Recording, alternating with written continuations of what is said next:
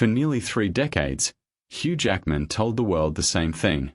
In interviews, on red carpets, during award speeches, in anniversary posts seen by millions. He said his wife, Deborra-Lee, was the greatest thing that ever happened to him. Not once, not occasionally, constantly, so consistently that people stopped questioning it. Their marriage became one of those rare Hollywood stories the public wanted to believe was real. A relationship that survived fame, distance, rumors, and time itself. But then, after nearly 30 years together, the divorce became official in June 2025. And only months later, reports began surfacing that Hugh was already planning a future with someone else. And suddenly, people started asking a very uncomfortable question. How long had the public version of this marriage been different from the private one? Because what changed everything was not the divorce itself. It was what came after.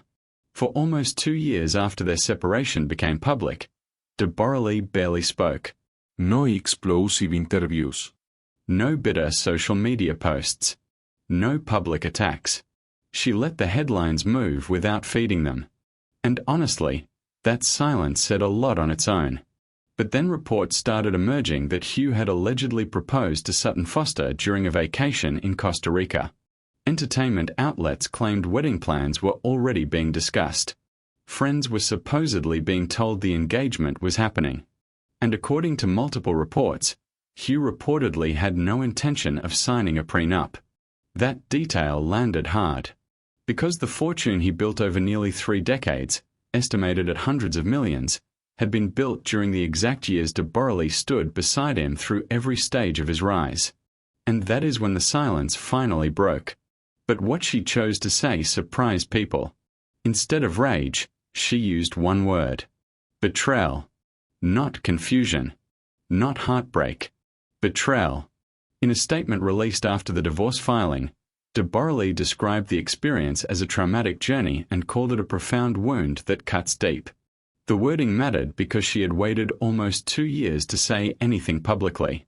When someone stays quiet that long and then carefully chooses a word like betrayal, people pay attention. And maybe the most revealing part was how prepared she appeared to be long before the public knew anything was wrong. Just days before filing for divorce, she reportedly secured sole ownership of their Manhattan penthouse. Quietly. Deliberately. That is not panic. That is planning. But here's where the story becomes much bigger than celebrity gossip. To understand why this ending hits so hard, you have to go all the way back to the beginning. Long before Hugh Jackman became Wolverine, before the fame, before Hollywood, Deborra-Lee was already established in Australia's entertainment industry. She had trained in New York at the American Academy of Dramatic Arts. She had acting credits, awards, recognition. She was respected. Hugh, meanwhile, was fresh out of drama school when they met on the Australian television series Corelli in 1995. She was the lead actress. He was the newcomer getting his first professional role. And according to Hugh's own stories over the years, he fell hard almost immediately. But Deborra-Lee was cautious. She was 13 years older than him and fully understood the judgment that would follow a relationship like that. She reportedly tried to end things early because she feared the age gap would eventually become a problem. Hugh refused to let it go. He told her the age difference meant nothing. 4 months later, he proposed. They married in 1996. She was 40. He was 27. And for the next 27 years, she stood beside a man the world repeatedly labeled one of the sexiest men alive. Every red carpet became a comparison. Every tabloid found ways to talk about their age gap. Every comment section had something cruel to say. But through all of it, Hugh publicly praised her non-stop. He called her his soulmate. The foundation of his life. The reason everything worked. On their 25th anniversary, he wrote that loving her was as natural as breathing. Think about what that does to a person over time. When someone repeats those words publicly and privately for decades, you build your life around them. You trust them completely.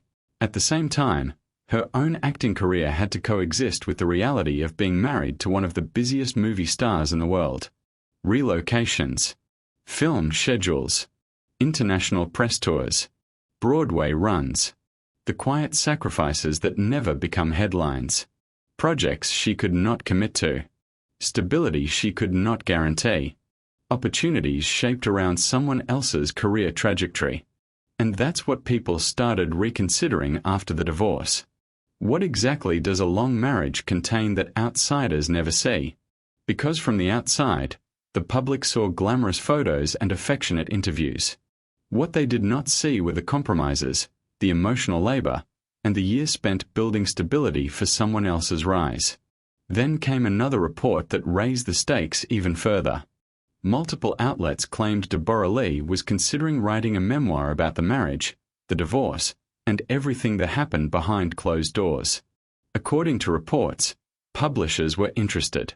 Sources claimed she had kept detailed personal notes throughout the separation, a divorce diary. And suddenly, the story shifted again. Because for nearly 30 years, the public narrative belonged mostly to Hugh. He was the one giving interviews, telling love stories, painting the marriage as unbreakable. A memoir would finally give Deborra-Lee control of the narrative in her own words. And apparently, that possibility made people nervous. Sources connected to Hugh reportedly hoped she would decide against writing the book. Not because they thought nobody would care, but because people very clearly would. A woman who stayed silent for 2 years before carefully using the word betrayal is not likely to write carelessly. If that memoir ever happens, it may completely reshape how the public understands this relationship.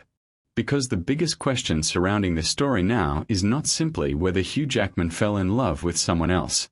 Relationships end every day. The real question is much harder than that. How long can public devotion exist after private feelings have already changed? And maybe that is why this story has hit people so deeply. For years, Hugh and Deborra-Lee represented something audiences desperately wanted to believe in. Stability, loyalty, a marriage that survived Hollywood. But the ending forced people to confront something uncomfortable. Public declarations of love can be genuine in the moment they are spoken and still not last forever. A person can mean every word they say and still become someone different later. That possibility is what makes this story feel less like celebrity gossip and more like something painfully human. Because in the end, Deborra-Lee Furness was the one who initially feared the relationship would not survive. She was the cautious one, the one who saw the risks. Hugh was the one who convinced her to stay. He promised the age difference did not matter. Promised she was the person he wanted forever. Nearly 3 decades later, she was not the one who walked away first. And that single detail changes the emotional weight of the entire story. Now people are left waiting for what happens next. Will the reported wedding with Sutton Foster actually happen? Will Deborra-Lee write the memoir everyone is already talking about? And if she finally tells the full story in her own words, will people see it as betrayal, or simply the first time she truly gets to own her side of what happened?